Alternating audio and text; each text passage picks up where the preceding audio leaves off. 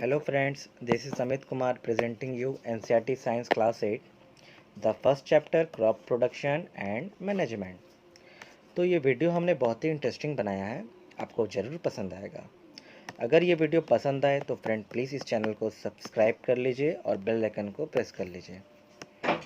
ये चैप्टर हमने 4 पार्ट में किया है, ये इसका पहला पार्ट है। So friends let's start the chapter. Crop production and management यानी फसल उत्पादन एवं प्रबंधन।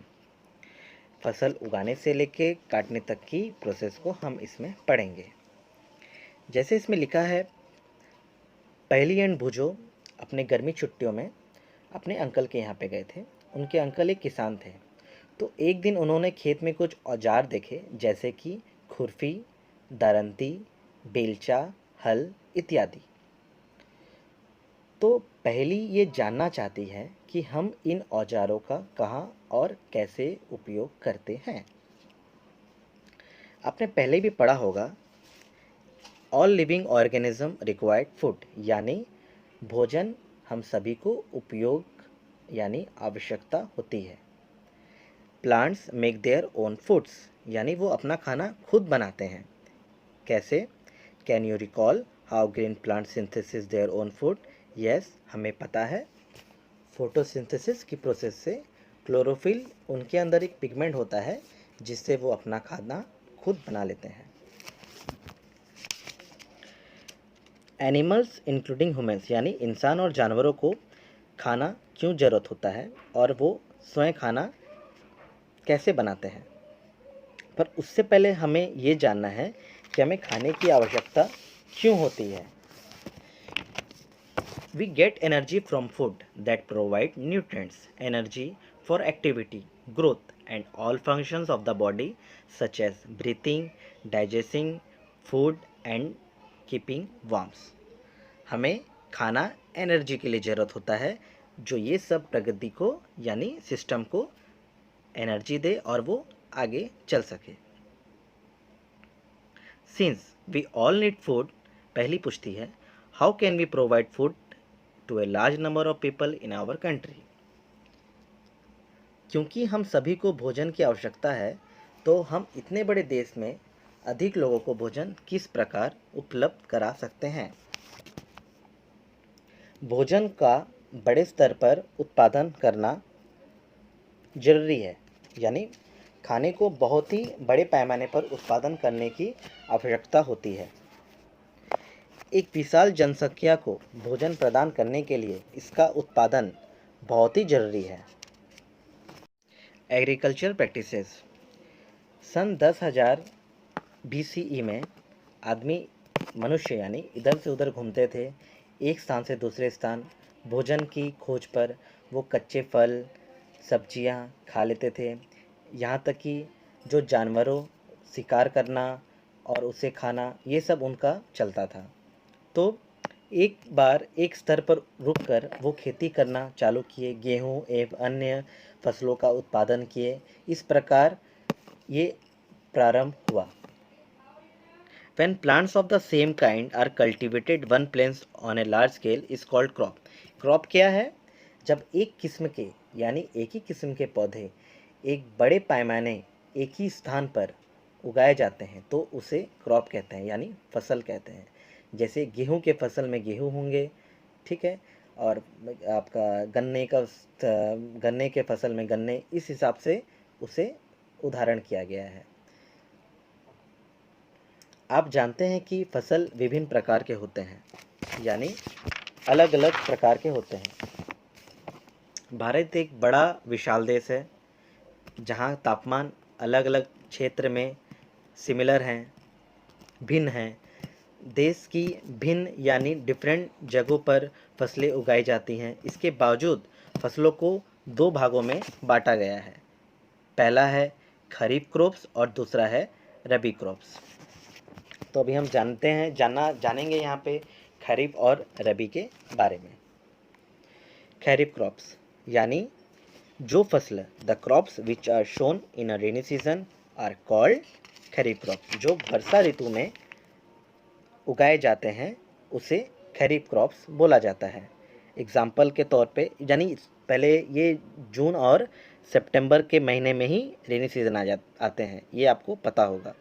उसके बाद एग्ज़ाम्पल के तौर पे हम ले सकते हैं मेज़, सोयाबीन, ग्राउंडनट आदि, जैसे कि सोयाबीन, मूंगफली, धान, मक्का, ये सब खरीफ क्रॉप्स के उदाहरण हैं।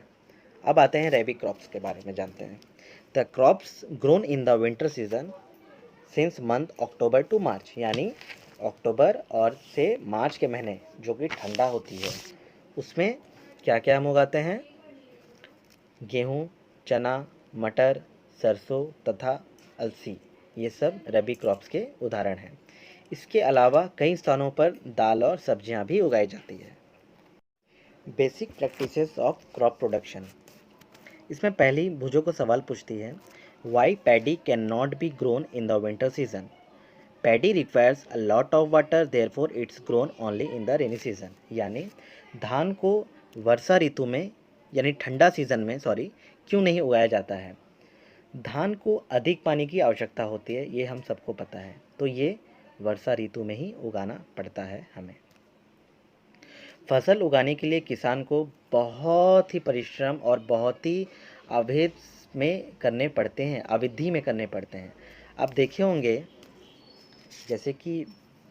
जैसे अगर हम अपने घर के बाहर में जो गार्डन होते हैं वहाँ पे छोटा सा प्लांट लगाते हैं, उस प्लांट को लगाने के लिए हमें कितना मेहनत करना पड़ता है। मिट्टी डालनी पड़ती है, खाद मिलाना पड़ता है, मिट्टी को पलटना पड़ता है, पानी डालना पड़ता है, पौधा लगाना पड़ता है, तब जाके वो पौधा अच्छे से उगती है। तो यहाँ पे भी वही सेम प्रोसेस किया जाता है। Agricultural practices. The different practices done in the agriculture of crops is known as agricultural practices. इसे हम 7 भागों में बांटे हैं, जैसे कि preparation of soil, sowing, adding manure and fertiliser, irrigation, protecting from weeds, harvesting, storage.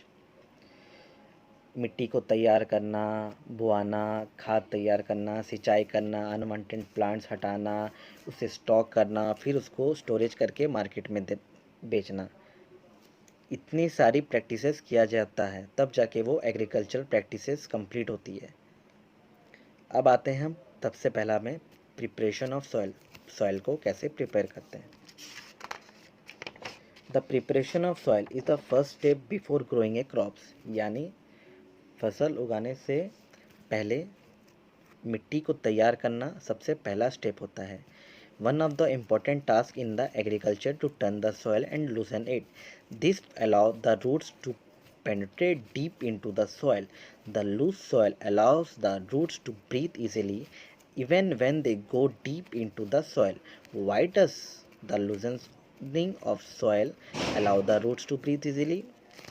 अब इसके बारे में हम जानते हैं जैसे कि मिट्टी को उलटना पलटना, मिट्टी को सॉफ्ट करना, भुरभुरा बनाना, ये सब एक प्रिपरेशन ऑफ सॉइल है। अगर हम मिट्टी को भुरभुरा नहीं बनाएंगे, उलट पुलट नहीं करेंगे, तो उनकी जो रूट्स है, जो पौधे की रूट्स है, वो अंदर तक नहीं जाएगी, तो उसे बहुत ही सॉफ्ट बनाना पड़ता है। और रूट्स, मिट्टी जो है सॉइल, वो मिट्टी को अलाउ करती है रूट्स को ब्रीथ में इजीली हो, ताकि ऑक्सीजन और कार्बन डाइऑक्साइड का जो ऑक्सीजन है वो एक्सचेंज अच्छे से हो पाए। अब इसमें क्वेश्चन लिखा हुआ है, why does the loosening of soil allow the roots to breathe? तो इसका आंसर यहाँ पे लिखा हुआ है, the loosened soil helps in the growth of earthworms and microbes present in the soil. यानी जो मिट्टी होते हैं उसके अंदर जो छोटे छोटे माइक्रोब्स और केंचुए जो होते हैं, वो सॉइल को उलट पुलट करने में, भुरभुरा पलटने में, भुरभुरा बनाने में बहुत ही हेल्प करती है। एक हिसाब से देखेंगे तो वो किसानों की फ्रेंड है, दोस्त है, जो उनको हेल्प करती है मिट्टी को तैयार करने में, भुरभुरा बनाने में। तो इसमें क्वेश्चन है जैसे कि why the soil needs to be turn and loosen. तो हमने पहले भी ये क्लास में पढ़ा है, जैसे कि जो मिट्टी होती है वो कुछ मिनरल्स, पानी, हवा, वाटर, एयर और कुछ माइक्रोब्स को ऐड करके रखती है। और जो डेड प्लांट्स और एनिमल्स जो होते हैं, यानी मरे हुए पौधे और एनिमल्स, वो माइक्रोब्स के द्वारा डिकम्पोज हो जाते हैं और इन तरीक़ों से मरे हुए जानवरों के न्यूट्रिएंट्स वापस आ जाते हैं मिट्टी में और ये न्यूट्रिएंट्स प्लांट को के द्वारा एब्जॉर्ब कर लिए जाते हैं। Since only a few metres of the top layer of soil supports plant growth, यानी ये हमें पता है कि ज़मीन के कुछ सेंटीमीटर यानी कुछ माने ऊपर लेयर में सेंटीमीटर से ही प्लांट होते हैं और वो ग्रोथ करते हैं। तो न्यूट्रिएंट्स हेल्प करती है नीचे रूट्स से वो पाए जाते हैं पौधे में। सो न्यूट्रिएंट्स जब होते हैं तो वो रूट्स के द्वारा प्लांट्स को यानी सॉइल्स में मिक्स जो न्यूट्रिएंट्स वो प्लांट्स के रूट्स में एब्जॉर्ब कर लिए जाते हैं। The process of loosening and turning of the soil is called tilling और प्लग, यानी मिट्टी को उलट पुलट करना का प्रोसेस को टिलिंग या फिर प्लग बोला जाता है। This is done by using a plug are made up of wood या आयरन, ये लोहे या फिर लकड़ी के बने हुए होते हैं। If the soil is very dry, अगर मिट्टी बहुत ही सूखा है तो उसे पानी की ज़रूरत पड़ती है और पानी के द्वारा द प्लग फील्ड में हैव बिग क्लम्प्स, यानी जो बड़े बड़े मिट्टी के जो ढेले होते हैं उसे क्रम्स किया जाता है, यानी उसे तोड़ा जाता है, उस मिट्टी को पूरा महीन और भुरभुरा बनाया जाता है इस वुड और आयरन को के यानी प्लग के द्वारा लूजनिंग और टर्निंग किया जाता है। It is necessary to break this crumbs, हाँ इसे बहुत ही ज़रूरी है मिट्टी को भुरभुरा और महीन बनाने के लिए।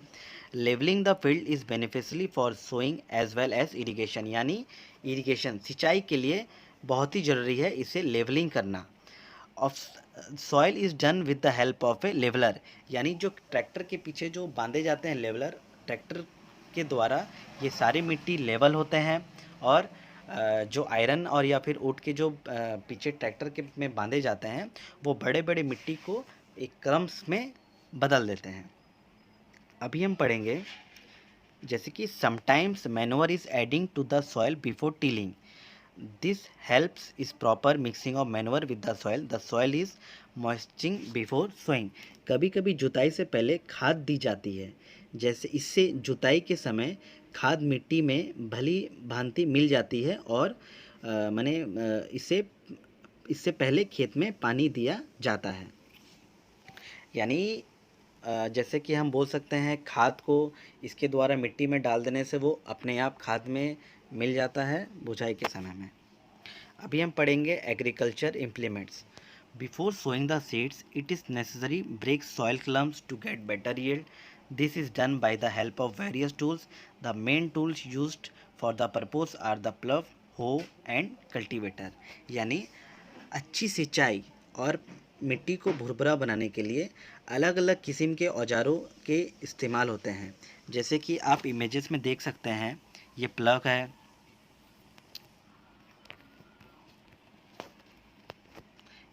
है, यहाँ पे होई का इस्तेमाल किया गया है, कल्टीवेटर का इस्तेमाल किया गया है। तो इसके बारे में हम पढ़ेंगे। जैसे कि प्लग क्या है, देखिए प्लग में आप देख सकते हैं कि यहाँ पे एक ट्रायंगल शेप का आगे दिया गया है जो कि प्लग शेयर है, एक बड़ा सा हैंडल है लकड़ी का और ये बंधा गया है एक बीम में। This is being used since ancient time for tilling the soil, adding fertiliser to the crop, removing the weeds, यानी ये बहुत ही पुराना समय से जुताई के लिए गांव में यूज़ किया जाता है और किन किन चीज़ के लिए उसे यूज़ किया जाता है, जैसे कि फर्टिलाइज़र को मिलाना, अनवांटेड प्लांट्स को हटाना, स्क्रैपिंग ऑफ सॉइल यानी कि मिट्टी को भुरभुरा बनाने के लिए भी इस्तेमाल होता है और ये लकड़ी का बना हुआ होता है और या फिर लोहे का भी बना हुआ होता है। The main part of the plug is long log of would which is called plug shaft, ये हमने अभी देखा है इमेजेस में, यानी जो रॉड टाइप का जो शेप है वो उसे प्लग शाफ्ट बोलते हैं। उसका हैंडल शाफ्ट में मिला हुआ होता है, जुड़ा हुआ होता है और ये बुल यानी कि एक पेयर यानी one pair of bulls and man can easily operate the plug, यानी कि एक पेयर में दो बैल होते हैं। देखिए आप जैसे फ़ोटो में देख पा रहे हैं ये बंधा हुआ होता है और दो बैल के द्वारा ये खेतों में चलाया जाता है ताकि मिट्टी एक अच्छा भुरभुरा हो और अच्छे से मिल पाए। The indigenous wooden plough is increasingly being replaced by iron plough nowadays। यानी अभी आज के डेट में अभी ये लकड़ी का इस्तेमाल बंद हो गया है, अभी अधिकतर ज़्यादा लोहे का ही इस्तेमाल हो रहा है इसमें, लकड़ी के अलावा जगह पे। अब आई होई यानी कुदाली। ये एक सरल औजार है, बहुत ही सरल है, और ये इसका उपयोग खरपतवार यानी एक मिट्टी को पलटने के लिए किया जाता है। इसे भी इसमें लकड़ी अथवा लोहे की छड़ होती है, जिसमें एक सिरे पर लोहे की चौड़ी और मुड़ी प्लेट, यानी देखिए मैं आपको इमेज में दिखा देता हूँ। जैसे कि एक बेंड प्लेट आपको दिख रहा है, वो उसका मेन काम है, और एक ऊपर ग्रिप है, हैंडल है, और एक बड़ा सा बीम है जिसे हम बोलते हैं, बड़ा सा बीम है, works like a blade, it is pulled by animals. ये भी जानवरों के द्वारा खींचा जाता है। अब लास्ट आया है cultivator.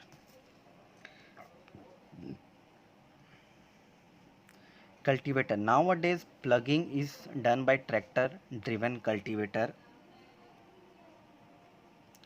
The use of cultivator save labours and time.